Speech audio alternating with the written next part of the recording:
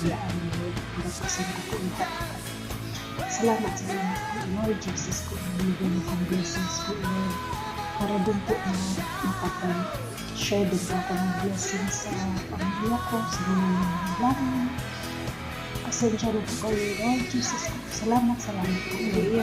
Katulad sa kanyang Lord, explore po ako. At the same time, nag-work po ako dito pa. Nandito po ako sa mga isang malaking kumpanya, hindi ko naman pinagawa ito. Nandito po ako sa isang malaking kumpanya. Kahit pwede na rin empleyado lang. Pero at least, safe po tayo kasi meron po tayo papel. Legal po tayo dito. Salamat din po sa mga taong tumutulong sa atin. Maraming po salamat sa kanila. Lord Jesus po. Thank you, Lord Jesus po. Saka Lord Jesus po, kayo na po bahala din po sa mga taong tumutulong sa akin na i-bless na po sila lalo. Ngayon, unti-unti ko na pong maabot po ang pangarap ko.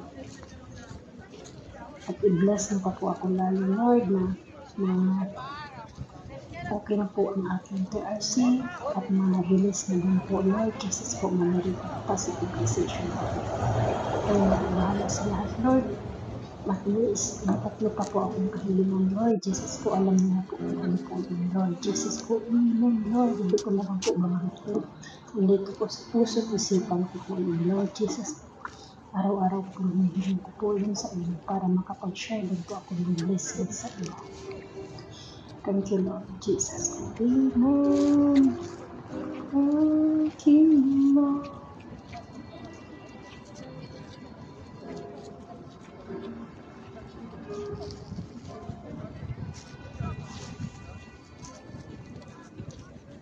Thank you.